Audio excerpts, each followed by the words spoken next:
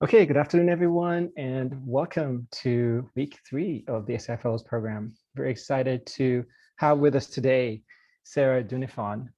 So she's a founder of Improved Insights, and she's also an evaluation officer at SAI. Really lucky to have connected with her this past fall, and one thing led to another. She gave a talk at SAI. I think everyone was excited and we invited to join along, and she said yes, and so here we are.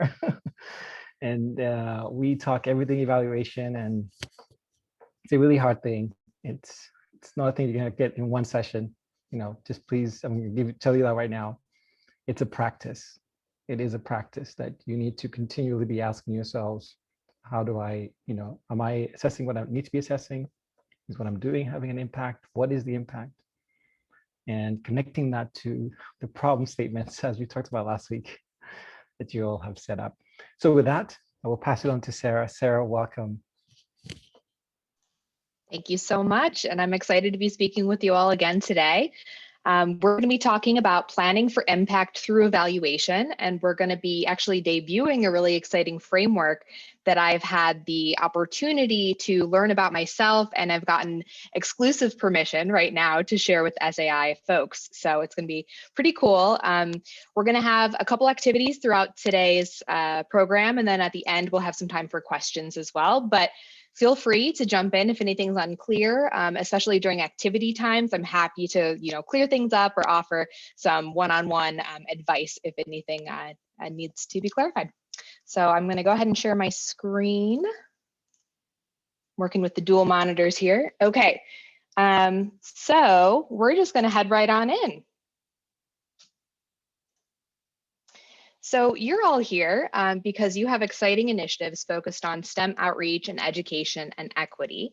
As you might know, informal STEM learning is a huge part of STEM education, and it's been estimated that up to 95% of a person's life is where informal STEM learning could happen.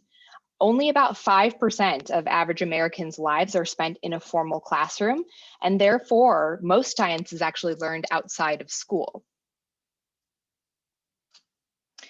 And as you know, informal STEM learning can happen in a huge variety of ways, from exhibits at museums to using field guides and other tools, on apps, on YouTube, science programs on TV, even just cooking in your kitchen can be a form of informal STEM learning. So it's really all around us, and it's a lifelong and life-wide process.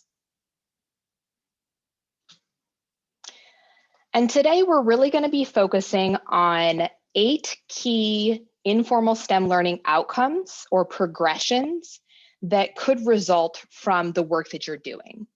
So as you're thinking about building out your logic model and defining your problem, defining what types of impacts or outcomes you hope to have as a result of your programming or your interventions, we're going to kind of center a lot of that thinking today around these impact areas. And these are built out from a framework developed by the Smithsonian National Museum of Natural History, COSI Center for Research and Evaluation, and the Pear Institute. And this strategic outcome progressions framework is a work in progress. So it's an NSF-funded project. The researchers who've been working on it have put together kind of like a working model, and now they're actually testing it and looking for feedback. So the way that the model I'm going to show you in a minute works is it's something that can be related to both program planning and to evaluation. So you're almost thinking about designing your program with the end in mind. What are my impacts? What are my intended outcomes? How can I assess those things? You're thinking about all of that, which some people might actually think of as something you do at the end of the program. You're actually thinking about that first as you're designing your intervention, as you're thinking through what are the activities going to look like, what's the curriculum going to look like, because those are your guiding principles. So with these 8 different learning outcomes, I'm going to use a couple terms for them. I'm going to call them progressions, learning outcomes, interest areas. I'm going to bounce around a bit. But with these, I'm going to go through them individually and try to orient you to how the researchers who developed the framework are thinking about them. Some of them I'm sure are pretty easy for you to grasp off the top of your head: interest, attitude, knowledge. Some of them might be a little bit more challenging, things like science capital and career path activation. And again, these are the ways that the researchers have been thinking about them, which is kind of the lens I'm going to take through the whole presentation. So first is science interest or STEM interest. They've actually taken a lot of concepts that were used primarily in the science or informal science learning space and expanded that to include all of STEM. So again, if I'm bouncing between the two terms, know that it's relevant for all of STEM, but sometimes it's just kind of referred to as a science thing. But for interest, this is something where we are looking at the excitement and involvement of participants in a topic, area, or aspect of STEM. You might look at participation or engagement levels of learners. You might look at short-term interest. You might also look at longer-term interest. I think we naturally have a pretty good grasp of what interest looks like. And all of these definitions, by the way, are available to you. I'll mention in a minute where to find them, but don't worry about writing down any notes on this right now. Attitude. So attitude here could be towards a particular scientific topic, concept, phenomena, theory, careers. They could be relatively stable. They could change. It could be something as specific as empathy for animals, their habitats, appreciation for the role of scientists in society, or attitudes towards stem cell research. We might also look at changes in long-term perspectives towards a topic. So after being involved in a program, do the attitudes of a participant actually change over the course of that program? We've also got knowledge. So awareness, knowledge, understanding of a particular concept, theory, career, an understanding that can be stated by participants in their own words. STEM-related concepts, principles, phenomena, these are pretty like finite, bite-sized things. I'm sure you're familiar with that. And another great thing to note about this is that participants can actually do personal reflection and monitor their own learning. So you might be able to assess knowledge change in that way. Now, STEM skills, probably pretty familiar with this too. It could be anything from scientific inquiry skills, so observing, classifying, exploring, questioning, predicting, or experimenting, or it could be very specific STEM skills to your context. So using certain instruments or devices, microscopes and telescopes, for example. You might see participants learning to do something STEM related they couldn't previously do, or using skills they already had, but in a way that is applied to a new STEM context. Learning in a particular informal environment, you might also see this. So if you're at a museum, how to manipulate an interactive exhibition might actually require some new STEM skills. Playing a computer game, collaborating with youth in an after-school program, we can see it in a lot of different contexts. Now, 21st century skills, here's where we kind of move into the space you might not be as familiar with. 21st century skills are sometimes equated to social and emotional learning. These are things that are pretty prevalent in formal K-12 environments and are becoming more so in informal learning as well. These could be things like awareness of kind of your own emotions and knowledge, self-concept knowledge, social awareness, emotional regulation, goal management, schoolwork, relationship, decision-making, critical thinking, creative thinking, and more. This is one of the concepts the researchers haven't defined quite as clearly as the others. And you'll note from, as I'm going through them, they're kind of like bits and pieces of research. They're not clear definitions, and that's because this is a working document still. But to get more information on what these 21st century skills look like, I would personally recommend that you go to MHA Labs. That's an organization that teaches and trains folks about 21st century skills, does a really great job breaking down the different types of skills. And I actually have the cards on my bulletin board over here because I think they're really good at breaking down the concepts. Things like collaboration, verbal communication, planning for success, personal mindset, social awareness, problem solving. So they're not things that would be necessarily as related to STEM in your program. They're more skills that can apply to life and career in general, whether or not participants go into STEM fields. So behavior is another one. And here we're looking at maybe a change in behavior or an exercise of a certain behavior. These could be particularly relevant to programs that are environmental. If you're teaching about climate change, for example, are kids more prone to take environmentally friendly behaviors as a result of your program? Also health science, if you're teaching about healthy lifestyles, are participants more likely to, to enact healthy habits, to, take walks, drink water, things like that. A lot of evidence of behavior change can be kind of challenging to measure because a lot of it is self-report. So it could be self-reported intentions to change their behavior, or you might actually do longitudinal follow-ups to see if, a year after your program, couple years after your program, has it had any long-standing impact on your participants' behaviors? Science capital, which again, expand that to STEM. Here, we're going to talk about things like science-related attitudes, values, dispositions, knowledge about the transferability of science, family science skills, knowledge about the qualifications needed to go into science or STEM, knowing actual people in STEM-related roles, and building participant capacity to build science capital personally and in the community. And finally, career path activation. This one is also one of the progressions that wasn't as clearly defined when I got the working document. So I went ahead and designed my own definition based on what I read from the working document and also my knowledge in this space.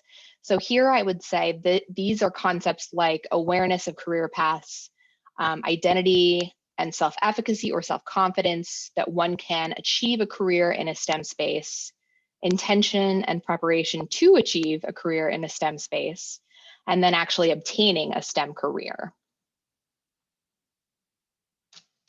So the first thing that we're going to do is actually, I'm going to have you all think about your programs and think about if you've already started working on your logic model and you've got some outcomes defined or some impacts defined, great, you can use those. If you haven't, think about what would the potential effects of your intervention look like. A good guiding question for this is which indicators would help you know if you've achieved your intended outcomes with your audience? Would they land in kind of the STEM interest, attitude, knowledge, skills, 21st century skills, behavior, science capital, career path activation space? And I would say pick 3, ideally. Now, if you want to revisit any of those definitions, I sent in the Slack on the Fellows page a copy of a piece of the framework. I wanted to keep it pretty simple, which is a nice blue grid, which I'll show you in a minute, but also a workbook, which has a lot of these activities replicated and has all of the definitions. So if you want to go ahead into Slack and pull that up for reference, please do. And we're going to take just a minute or two for you to reflect on this and think about which ones best relate. And if you have any questions, now's a great time to ask. Yeah, for those of you, hopefully you all are on Slack. Yes, but I've also put the link in the chat just in case. Perfect, thank you.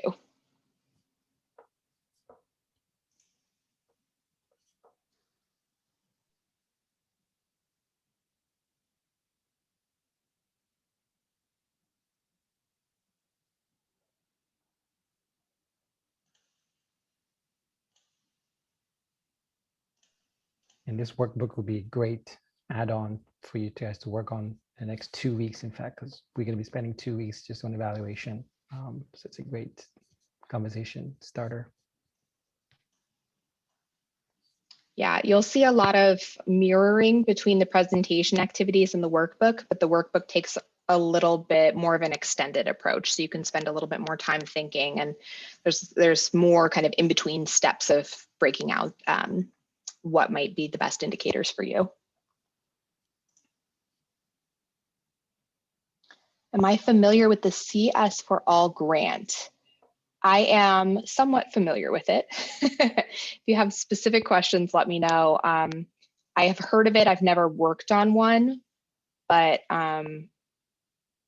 would be interested to know if you think that they're interested in certain areas of this framework. Like, are they a funder who's really drawn to understanding how STEM skills will be built, or some folks are really interested in 21st century skills and kind of creating a through line between STEM experiences and learning things which can carry you through your whole life, very applicable to other fields. Career path activation is another really great one. So it's not just teaching about science or STEM, but actually guiding students to those spaces as potential spaces for them to spend their careers, study in, and building the self-efficacy and self-confidence within them to feel like they can actually accomplish that.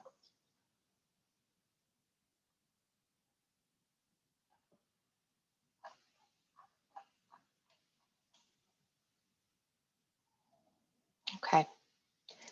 So we'll move along. Hopefully you've picked 3 indicators you think best describe your outcomes, and we'll revisit those for extensions. Moving on. So I'm going to talk a little bit about some programs that I've been involved in my past in informal science or STEM learning, and how I tried to identify what would be the key outcomes or indicators that would relate. So this photo is from the end of year celebration of a program I used to work on at Lincoln Park Zoo in Chicago. The program was called Young Researchers Collaborative, and we partnered with schools around Chicagoland area to teach kids about ethology and ecology as concepts. These are middle school students. And we engaged them in a year-long partnership where they learned about these concepts and then actually created projects based around those concepts, researched a specific question, collected data, analyzed the data, came up with a poster presentation, and this is part of the presentation at the end of year celebration. So within that program, I had to kind of think back and what would best relate? Well, it was a 9-month, school year long program. It was pretty high engagement. We saw the students a couple times a month, and in between they were collecting data and doing activities with their teachers back at school. So the 3 that I identified that I thought best fit were interest, because a key aspect or goal of the program was getting students interested in learning about wildlife, and also the animals at the zoo. So another key component of this is that students often would do a comparison between the ecology of their neighborhood or their schoolyard and the ecology of the nature boardwalk at the zoo, which was a kind of restored wildlife prairie area. Or they could do an ethology project. So ethology is the study of animal behavior. And so for that, students might compare the behaviors of maybe the African lion at the zoo to their house cat at home. And so this kind of sparking an interest in learning about animals, learning about science was definitely a key component. Knowledge was another key component. So teaching about these 2 sciences, teaching about some of the aspects of animal behavior or some of the terminology, and building science capital. So another key thing for us was we wanted to empower students to feel like they could be actual scientists, because they were actually doing the same work that scientists in those fields do. So building that self-efficacy and that self-confidence was also a key goal for us. One thing you might notice in thinking about these is your program might hit on a lot of these, but try to isolate what are the top 3 that if you had to pick, what would your intentions be? Here's another program example. This is from a butterfly release at the Peggy Notebart Nature Center, also happens to be in Chicago. And this is where we would raise butterflies kind of in the back from chrysalis and then release them in this kind of butterfly aviary area. And the program was a really low touch program, meaning that we would release the butterflies, have maybe 10 minutes of narration, and that's the end of the program. and it's drop in. It's just for general guests. It's whoever happens to be there at the time. There's no real before or after extension of the learning that we tried to facilitate. It was really a one point in time, single impact type program. So for this program, I similarly identified that interest and knowledge were probably key focuses, but probably not actually science capital, because it's such a small kind of low impact program, and not low impact meaning it's not meaningful, but the model or the context of the program is going to vary, and it's going to have really strong like impacts on what is reasonable to expect from that type of intervention. So for us, we knew 10 minutes of narration about butterflies, probably not going to do that much for attitude or building skills or changing behavior, but definitely could spark someone's interest, definitely could contribute to their general knowledge on butterflies and conservation. Okay, one more program example. This is from another Lincoln Park Zoo program. This one was called Research Apprenticeship Program, where we had high school students in Chicagoland area learning about urban ecology and conducting research. So pretty similar to the middle school program, but this one was like a summer-long internship. So rather than a couple times a month seeing the kids, we saw them every day, all day long, and they were doing, research that whole time. So for this one, like I said before, there were a lot that actually related. And so when I had to think about which ones would I pick if I had to pick a top 3, I tried to gauge what is the level or depth of impact I think we might have had in those areas. And so this is just an example, but like maybe we had a significant impact in knowledge because they're learning not only about what are the animals that are in the area, they're learning about sampling techniques, they're learning about data analysis, they're learning about just all of these different concepts. Probably a pretty high impact on interest, STEM skills, science capital, and also career path, maybe less so on attitudes. If students are drawn to this program, they probably are already feeling certain feelings about wildlife, right? If they're selecting in, they're probably already kind of people who hold pro-conservation attitudes. They're probably people who maybe see the value of STEM. So maybe not as much. So with this, again, trying to isolate what are the ones that I think we could have had the biggest impact, or what are the ones that I hope we would have had the biggest impact. Now, this is the actual framework, and this is a different one than the one I sent you all in Slack. This is an orange one. The one in Slack is blue.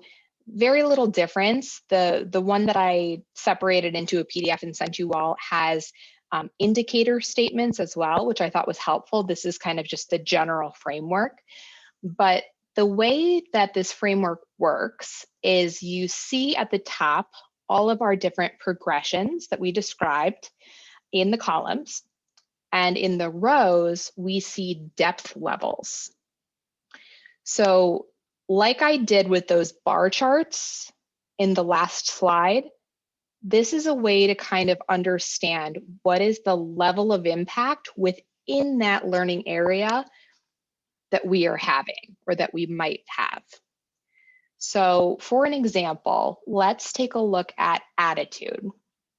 So a very kind of low level impact on attitude might be that folks expressed situational positive association to the topic. So in that butterfly example, the butterfly release, that might be that a visitor came up and said, "Oh, it's so cool to see these butterflies here. I used to have butterflies in my garden," or something like that. Down at the bottom, a very high impact for attitude might be that they saw a personal aspirational role. So believed the future involves contributing to understanding or sharing something important about this topic. So maybe that experience could have driven them to feel like they needed to become an advocate for the conservation of butterflies. Maybe they start telling everyone about why butterflies are so important. It's their attitude has changed from just that situational interest, this is kind of cool and I can kind of relate to it, to this is a part of like my identity now. Another example could be, which one did I like? Oh no, I gotta move this. Okay, there we go. Building STEM capital. So STEM identity could be the first step on that road, all the way up to self-efficacy for building STEM capital in the community. So STEM identity, maybe I identify as a STEM person or someone who likes STEM or can do STEM, all the way down to I can actually build STEM capital in the community for other people and with other people. I'm such a part of this community that I have that influence. So I know this is a lot to take in. So we're going to walk through it in a kind of scaffolded way. But I also want you to keep in mind as we go through today's presentation, as you go through the workbook, if you revisit this later, that the researchers are looking for feedback on this. So if there are parts that really make sense to you and you connect with and you say, I can see immediate crossover to my programming with this element, that's great feedback to know. If there's something that you don't feel like relates to your work or isn't defined in a way that makes sense to you, that's also really helpful to work or to know. I would say also how you might see using this is maybe the most useful feedback of all. So we'll talk about a couple ways that this could fit into your work, but start thinking about these types of questions. And if you want to, you can absolutely send me feedback at the end of today's chat or further down the line. And that'll be feedback I take back to the researchers and share with them.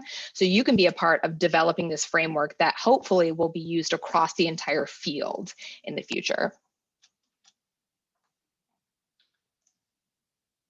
All right, so one other thing I wanted to mention is if you saw in that last slide, it's kind of divided into two sections. There's 1 through 3 and then there's 3 through 6. That relates to two different types of depth within the framework, situational versus personal. And you could kind of see that with the butterfly example. Situational is really geared towards you're kind of engaging with something in the moment. So if you go to a science museum and you go to one of their activity carts and you're learning about something at the cart and you're thinking this is so cool, that's a situational effect. Personal is when you start to internalize it. So it becomes more of like your identity, or you feel like a personal advocate for something, or it changes your kind of perspective on yourself. And how this will work, and the pieces you're seeing today are like the meat of the framework, but there's more to it as well. I cut the document from what it was, which was like several pages long, to just the actual framework in blue, just to kind of simplify things. But the actual framework, once it's used, will have all sorts of background on why these progressions were selected, how they're rooted in the research, why they're described the way they are, what they hope to achieve with the framework, and so on. And what they hope to achieve is ultimately, this will serve as a way to kind of standardize across the space how we're thinking about impact. Because right now, if you're running a STEM education organization and you have a science museum down the road that's doing STEM programming as well, you're probably not sharing data on learning, and you're also probably not even thinking about learning in a similar way. And that's okay in some ways, because we're all doing work that is so context specific and so, dependent on the type of intervention we're trying to have. But there's also value in being able to share learning and understanding, and being able to know that we're talking about things in a common way, and a way that's rooted in best practices in the research. And so this is really an attempt at creating something like that, which puts us kind of all in the same space, where we're thinking kind of along the same lines, but also makes it a lot more accessible to do some of this work. And how that will happen is ultimately, this is what the progression would look like of getting involved with the framework. The first step would be a survey. So if you're a STEM education nonprofit, you'd fill out this survey about what are the types of effects that you want to have, what's your programming look like, et cetera. That would would kind of work. I think it's like an online survey that they're doing, which would route you within the framework to the areas that best relate. And then you can actually go and collect data on that. And then that data will go back into this process so that others can access it. So we can share across all of the different things we're doing, what types of impacts we are having, even if we're working in different states, different areas, all of that.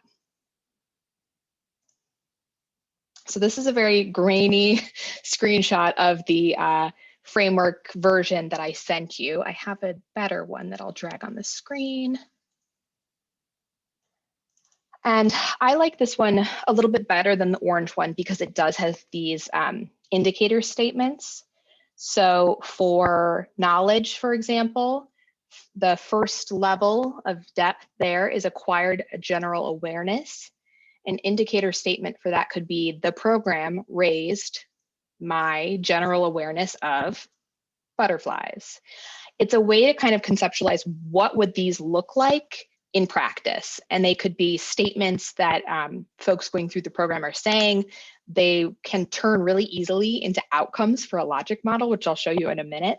But it's just a way to kind of better understand what they're talking about. So if we go down to a deeper progression, let's say career activation, they applied skills in professional settings. So they chose or worked in related careers. So by doing a program, by giving me the opportunity to apply skills in a professional setting, this program contributed to my ability to work professionally.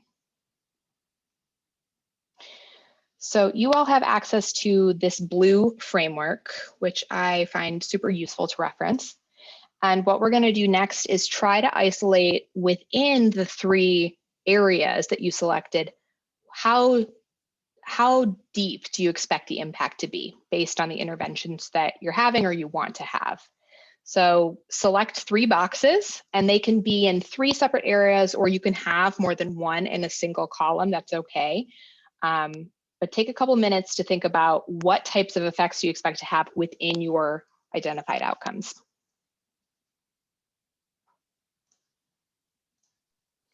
Sarah, we can have maybe one person share at the That'd end. be great.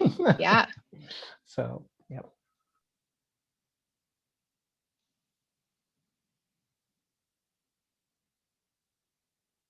So question from Kate, do I have any specific advice around tracking lagging metrics more than a year? So I actually don't know the term lagging metrics. That's really interesting.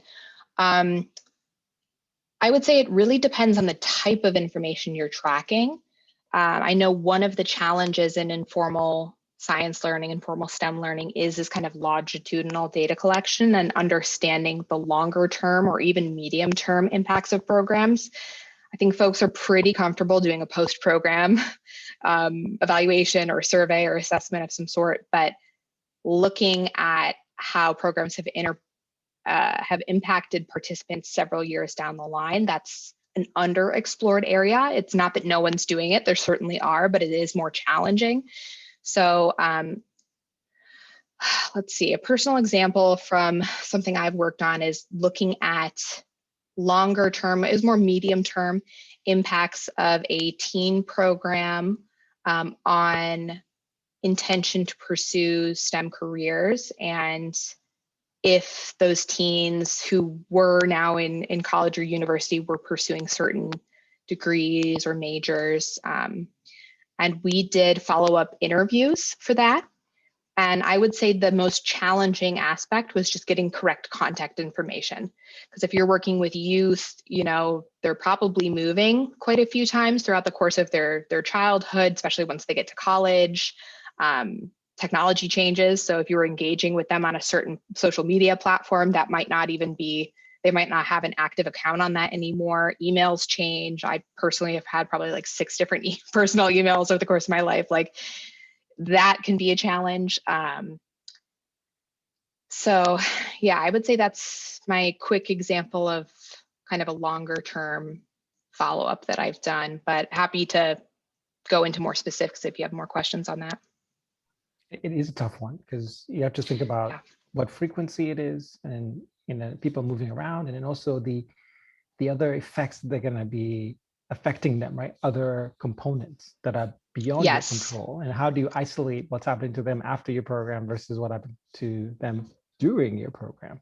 That is 100%. Yes, you hit the yeah. nail on the head. I think that's a challenge, and that's also something that a lot of people fall into accidentally, is the causality versus just correlation challenge. I think a lot of people want to say my program was so amazing that it had these wonderful impacts, but you really have to think about, even in this progression, what's reasonable. You know, with the butterfly release, is that actually changing people's attitudes and behaviors and causing them to go into STEM? Maybe, but that might be a bit of a reach. So what's a reasonable way, or what's a reasonable kind of cause and effect to expect of the different types of interventions you're having? Okay, another question, are there any specific tools or references you recommend regarding the actual construct of the questions in a survey? Great question. It really depends on the questions you're asking and the areas you're looking at. So there are tons of validated instruments that are available online. A lot of them are not behind a paywall. Some of them definitely are. But I would send you to informalscience.org. That's my go-to for resources. And I would say, think hard about the intended outcomes of your program, and maybe even these learning progressions. And if you really zoom in on, say, science capital as an area you want to focus on, you want to build, and you want to ask questions about, look specifically for resources and research on science capital. They're definitely out there, and you can use them, you can adapt them. A lot of the researchers in this space are looking for folks to do that. And down the road, I'm thinking that this framework also might have some sort of play in to help kind of route people to the right types of resources. Okay, another question. In distinguishing between the skills category. So Sarah, do you want to keep moving, and then, because we have some time for Q&A afterwards, right? Sure, yeah, we'll save that one. Yeah. Okay. Did somebody want to share? Yeah, I think Amanda was asking about the specific task, actually. So sorry, Amanda. Okay, let me see. Yeah. Skills category, behavior category. Fair to say the behavior would mean behaviors outside of the program. Yes, I would definitely say so. And they can also be different kind of types too. So I've kind of worked in the environmental education, conservation spaces. So for me, the skills might be that they're observing wildlife, they're collecting data on behaviors, and then the behavior affected outside the program might be that they're more prone to take part in pro-conservation behaviors. They're more likely to recycle. They're not going to litter because they see how that's interconnected. Thank you. And yeah, of course. Did anyone want to share on if they were able to identify 3 boxes or kind of depths of indicator that fit with their program? Or 1? Don't be nervous.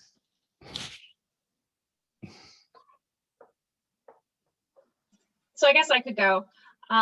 So I think based on the question that I asked, the one that I was kind of hesitant between was between the STEM skills and behavior.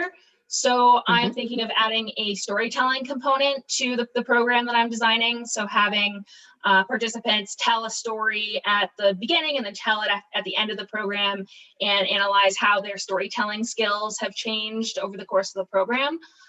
So originally in my mind, I considered that behavior because it's a behavioral action, but I think it would fit more in the skills section because it's within the program, and then maybe behavior could be something like going to a storytelling event later on down the road, something like that. Yep, I think that makes a lot of sense. And then you'll want to think a little bit about, is it STEM skills or is it 21st century skills?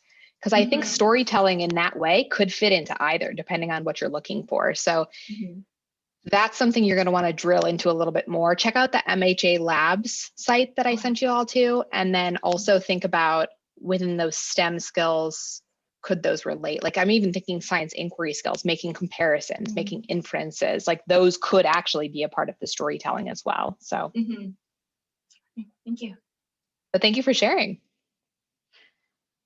All right, we'll go ahead. Okay, so how does this all relate to evaluation?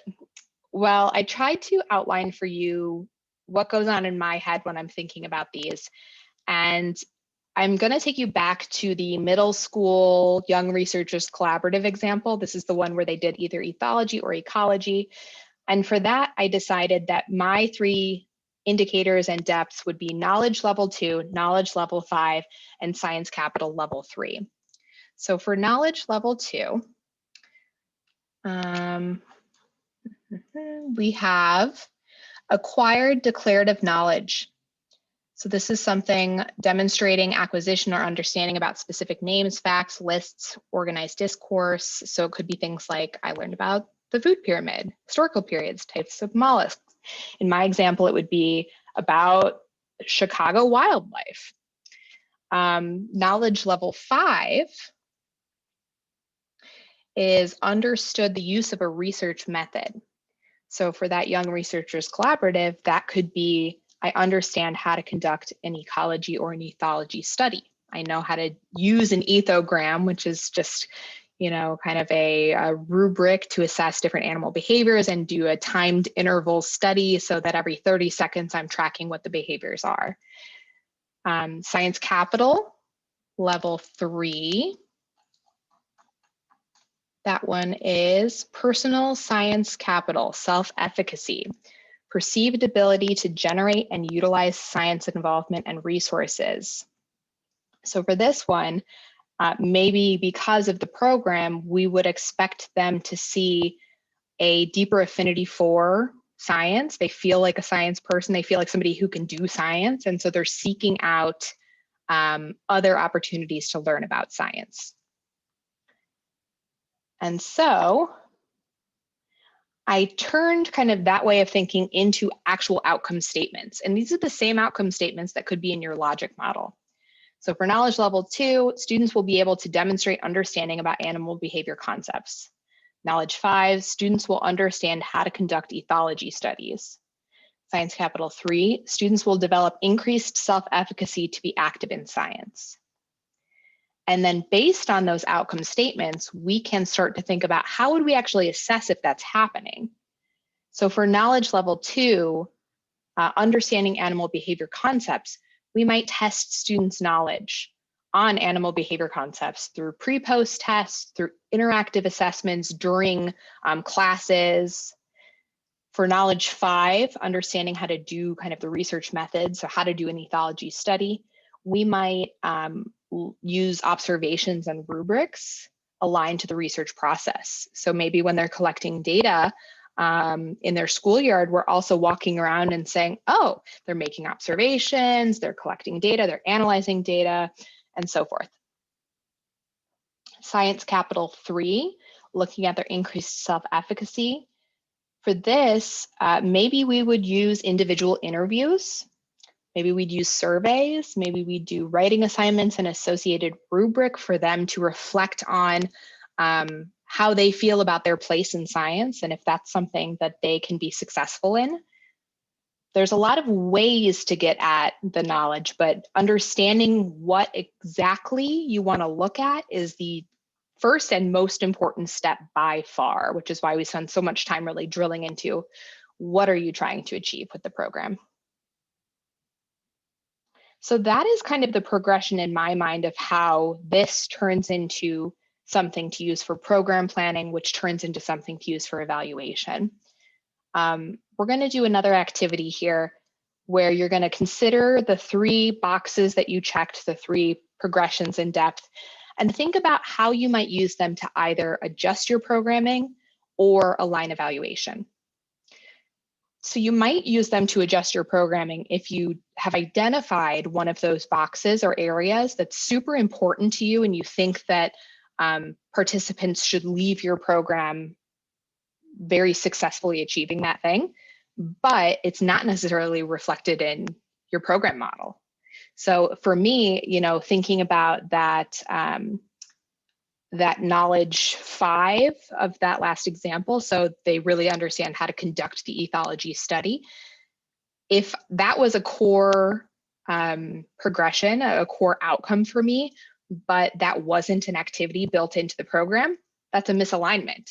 So you have to make sure that your intentions and your priorities with what they will come away being affected by, that's in line with what you're actually delivering in the program.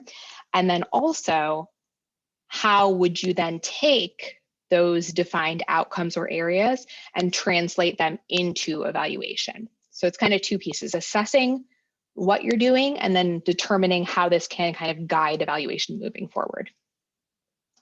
And so for this, there are more kind of guiding questions in that workbook that I sent out, so you can use that. And if anyone has a reflection on how what they've chosen might guide either of these two things, I would love to hear it. Sarah, there's I think a great question by Ife in the chat. Great. Okay.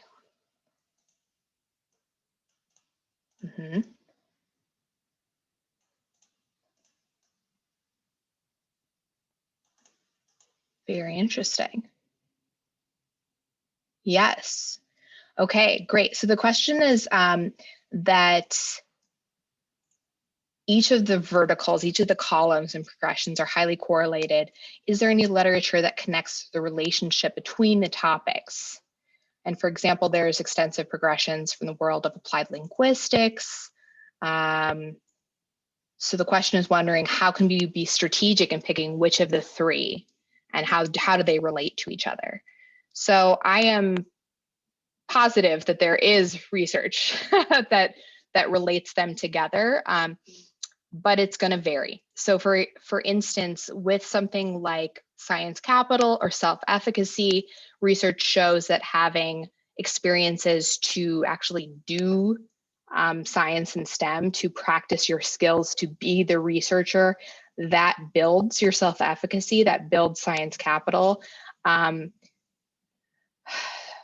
So there's not like one thing I can direct you towards, because they relate to each other in different ways. But yes, definitely. That's a really useful comment, I think, for the researchers, though. Is there a way that folks can more intentionally go into this process knowing how the progressions connect to each other? I think that's really useful. I'm going to save the chat at the end of this, by the way, and just use that as direct feedback for the research team. Yep, great question, Ife. And I would add, maybe thinking to what you were saying, Sarah, earlier, thinking back to your problem statements, and also what it is that you're trying to do, right? Your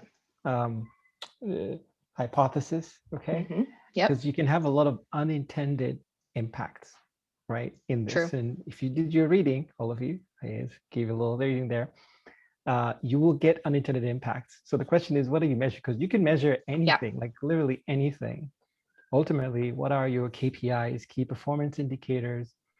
And to Yefei's question, I think that's a really good one. Like, how should you be thinking about it? I think a guiding point is to think back to, what is exactly are you trying to do? What are your goals? What is the problem that you are trying to solve? I think when you ground yourself there, it should give you some direction.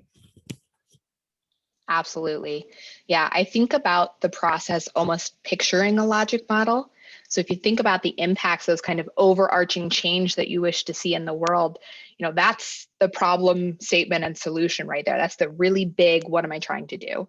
And then if you walk that one step back, if you're looking at, shorter, medium-term outcomes, that is more related to some of the work that we're doing today. So what might that actually look like? What are the things that I would do in the program to get to that overarching impact?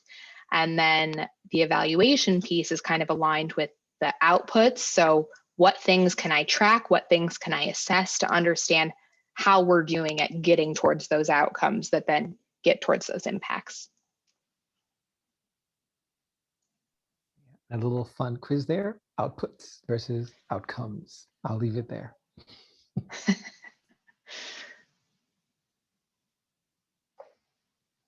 So is anyone interested in sharing? I believe this is my last slide. It is. And we also have time for questions, or if you want to workshop anything, or just give feedback on what you think about this model. The last thing I want to say is just thank you to all of you, and also thank you to the research team that put this together. Again, I'm not on the research team, so it is really exciting that I got to use this in a training, and they are looking forward to me being able to provide feedback on how it went using this with practitioners and what was the feedback in terms of utilization. A lot of the parties that they're going to be working with are folks that are in museums or cultural institutions, zoos and aquariums, planetariums. So to have a group of STEM education, nonprofit professionals that are outside of that space is so relevant and useful to them. So thank you to the Lifelong Learning Group at the Center for Research and Evaluation, the National Museum of Natural History, and PAIR for putting this together and allowing us to use it. But if there's any questions or thoughts, we're all ears. Floor is open. And as Sarah mentioned earlier, the informal science, or I always mix my informal STEM or informal science. Either. I kind of use them interchangeably just because they tend to get used interchangeably, but informal science learning. Yeah, informal science learning in terms of looking at the instruments themselves, right? What are those places where they can go to and say, okay, I want to build a survey. How do I do it? Yeah. How do they get started? Yeah. How should we be thinking about that? Yeah. So first step is definitely isolating exactly what you're trying to do, because you will likely measure against that, right? So that's why we're choosing the progressions and the depth to say, you know, self-efficacy in science is really what I need to focus on and measure. From there, you'll want to think about your audience and the context and the program specifics to think about what's reasonable to do. So if it's that that butterfly release and we're trying to look at self-efficacy, I know it doesn't quite relate, but the method that we might use would be different than if it was that middle school program over the course of this school year. You'll also want to think about your audience. So what might be the right tool to use when getting that type of feedback from adults that are at the Nature Museum could be different from the middle school students in the school program. Then you're going to want to think about what are the best ways to evaluate self-efficacy as a concept. And that's where I would start digging into the literature to see how other folks have studied that and what they found to be effective. There are a lot of open source evaluation tools and instruments that you can use. You can also look at studies that have been published on evaluation and research that exist on informalscience.org. I love that website. I'm always going to go back to it and see, you know, at other institutions or in other contexts, how did folks look at self-efficacy specifically? And then you'll put all those things together. You'll say, my audience is middle school. We did a year-long project, so it was really highly impactful. And because it's a partnership, I have access to these students in a way that maybe a general visitor, they do a 5-minute survey and leave. But with these students, I can actually sit down and do focus groups, or I can have them do an end of year project and assess the project for certain skills that I'm looking for, or maybe I can do a pre-post test to see like learning gain. It's about context, audience, and the actual progression or area that you're trying to look at. Okay. So I'm going to read this to you, Sarah, and this is a question that I was hoping someone would ask. Yes. Amanda, can you ask it out loud, actually? Would you mind, Amanda? Sure, no problem. So I was really wondering how you got into your career in evaluation, and I'm really interested in this topic as well. So I was wondering what advice you would give for someone who's interested in this. Totally. I love this question. So I got into it having started in the informal learning space as an educator.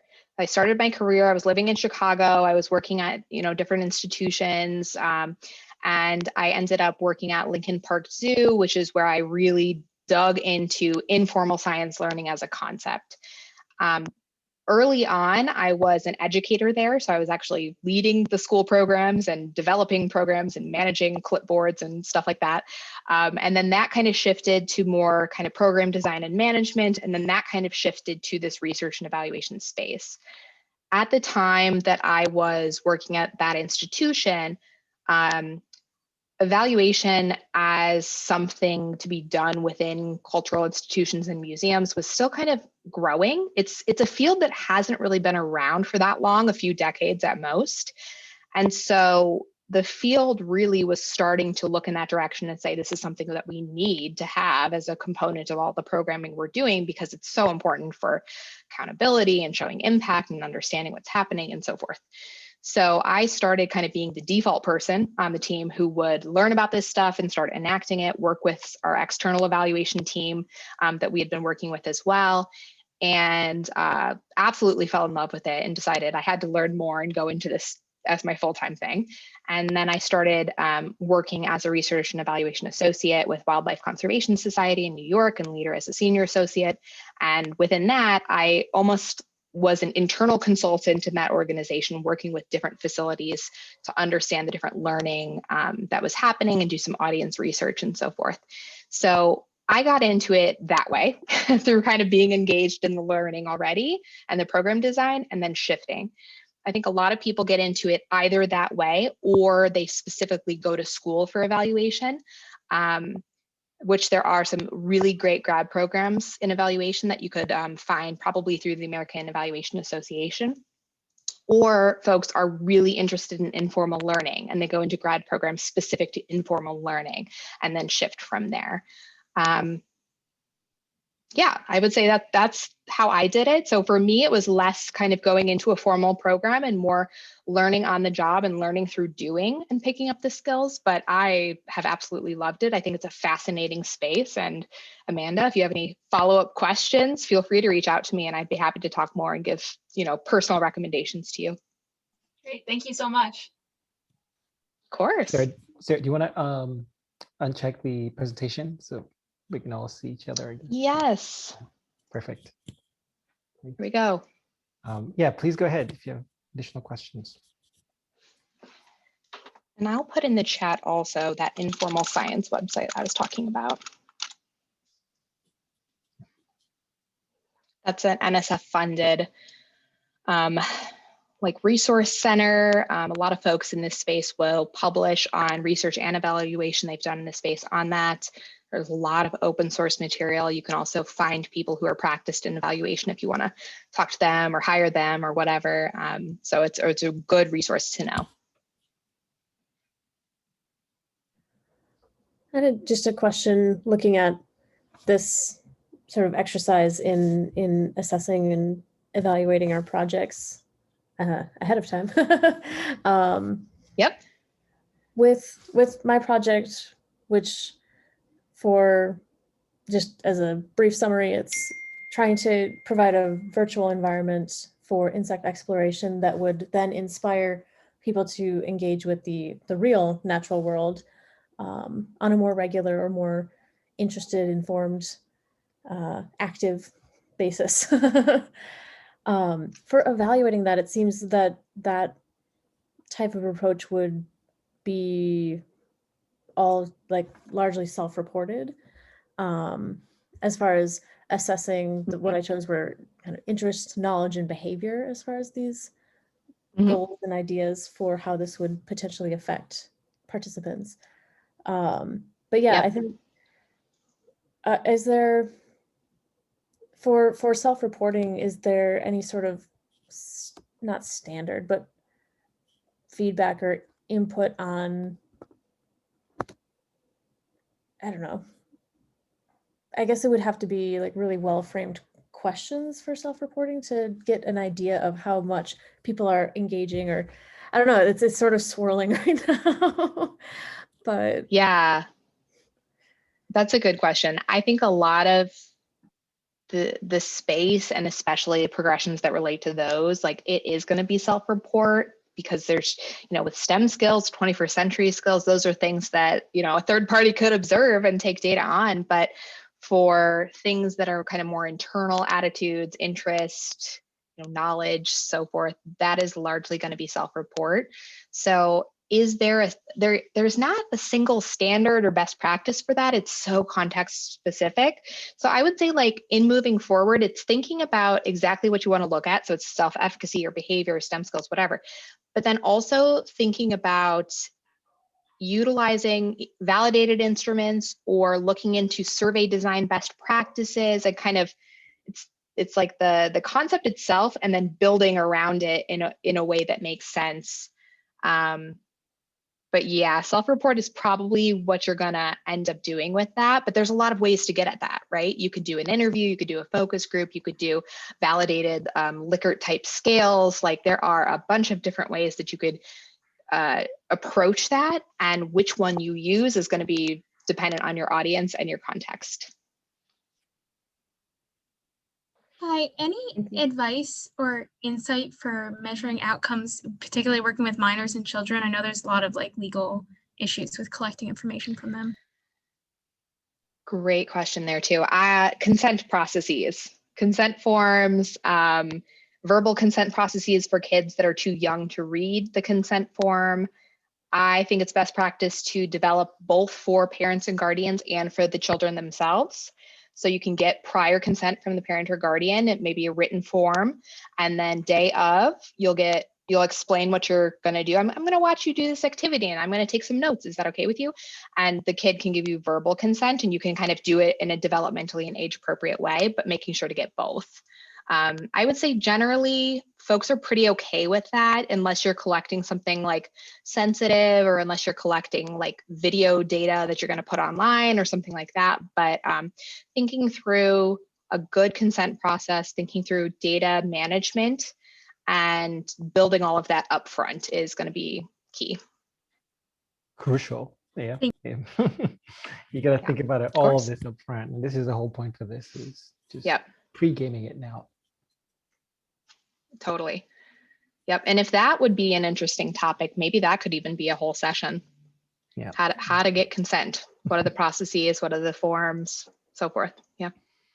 So the question there to also, Morgan, the IRB, if you're planning to publish these things out there in the world, then you're going to need an institutional, IRB here. So that it gets complicated when you go in that direction. But most of the time, if it's for internal program improvement processing, you may not need it, but you still need consent. Yeah.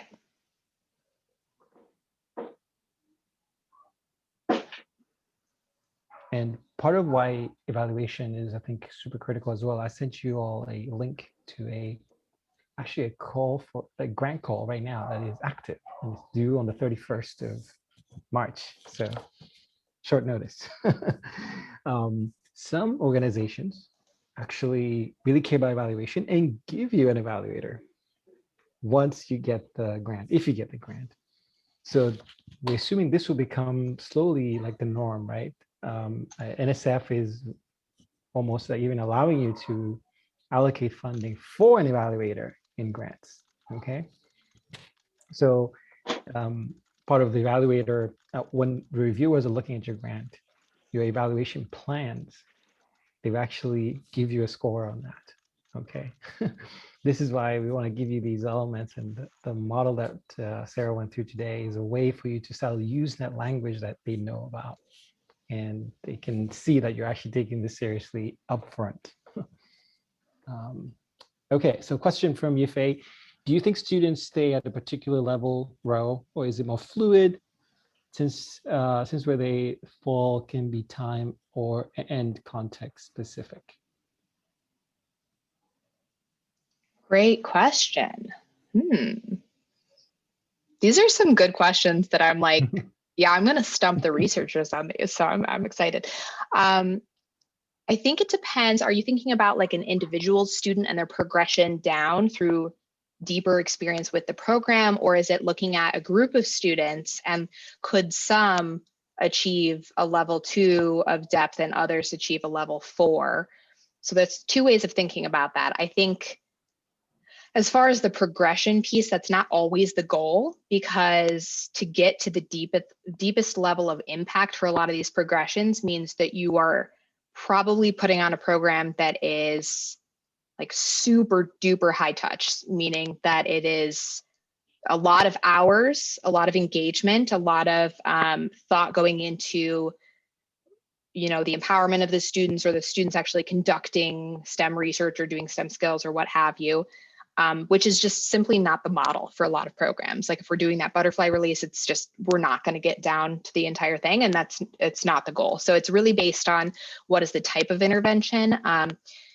Then between students in a program, could they achieve like different depths? I think absolutely, because I think it's kind of dependent on how they're engaging with the program, and there's some differences in how students might choose to engage if they are, you know, doing all of the activities and they're looking up additional information because they're so inspired. Like they're probably going to reach a deeper level than students that are showing up because their teacher told them to, but they're not really interested. I hope that helps. Hi, I have one question. I think the framework that you show is mainly for the informal science learning. Mm-hmm. How about the formal science learning, and particularly when you measure teachers or instructors? Whole different ball game.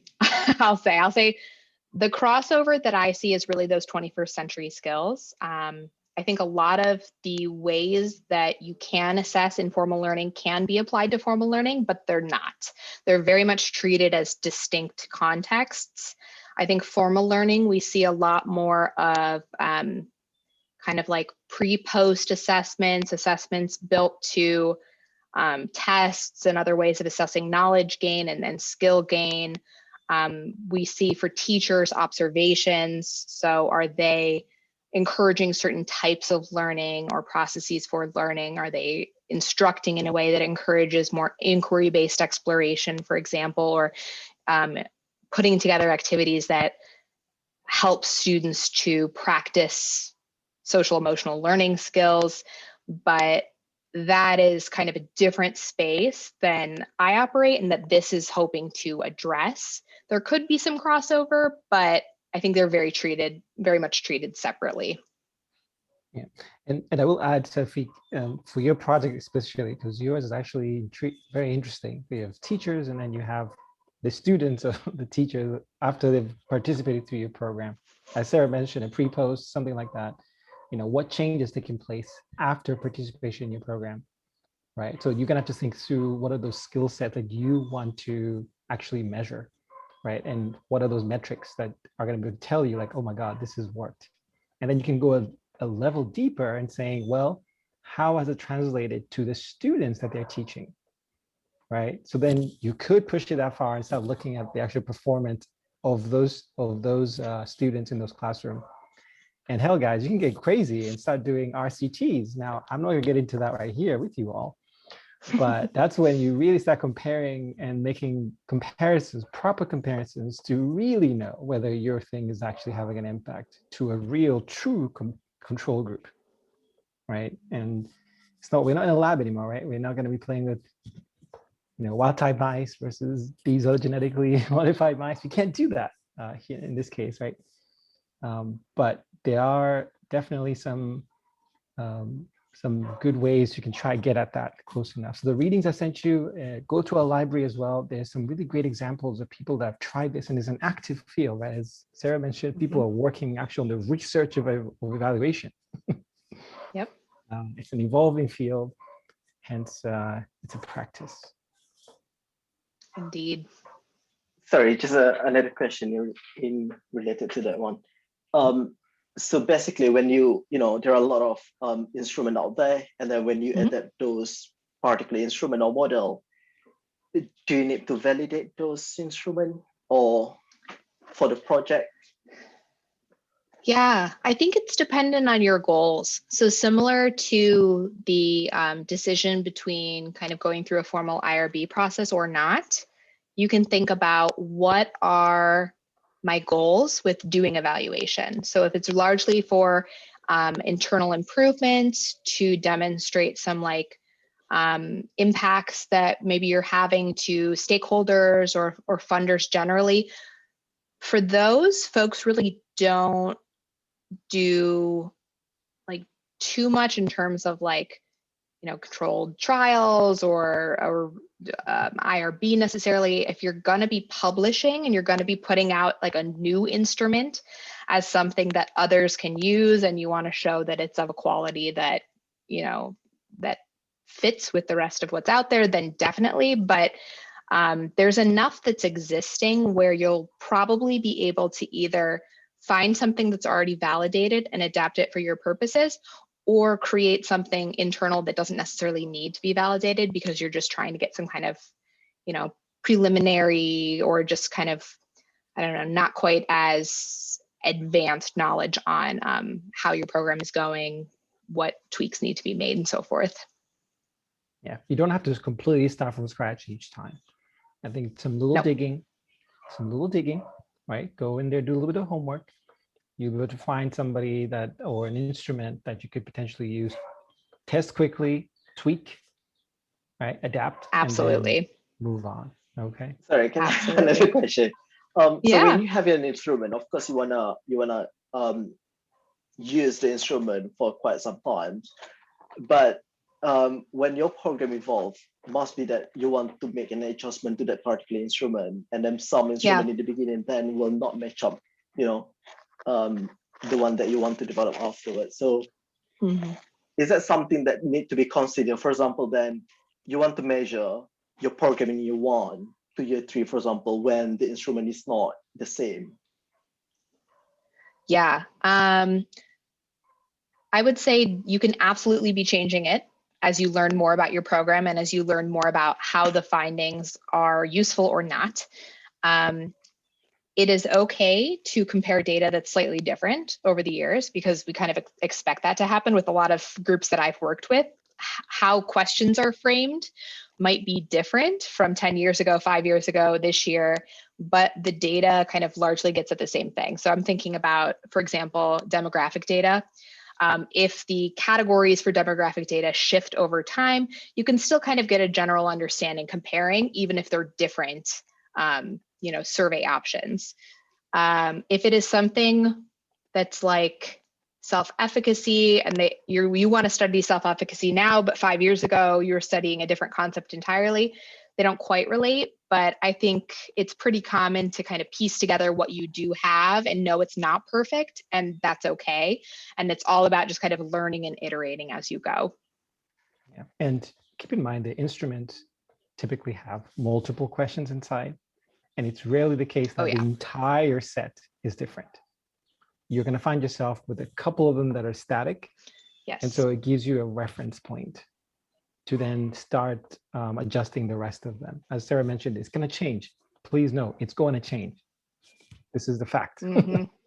Yes. But there's some metrics that won't deviate, right? These maybe be your core things that you can track over time, and you can lock them in almost. Right? You can say, I'm going to lock these in somehow to give you that baseline to compare, but it's not perfect. Yeah. Yep. And I would say too, that is why doing so much of this thinking up front is so important, because then you can put together a set of instruments or a set of evaluation questions that you know won't change, because you've done so much thinking about what are my intended outcomes and impacts, and how am I going to align that to the, these key progressions, and how am I going to ask that, and what's really important, that you've done a lot of that important work that usually people do over the course of years, and that's why it shifts so much. So put as much thought into it up front as you can. It'll help you in the long run. And we have a couple good questions in the chat too. Do we still have time? We can get to those. Yes, we do have time. So I'm going to say, let me stop the recording now, and then we can continue chatting. For those of you who need to leave, please go ahead, but we'll continue this here as well.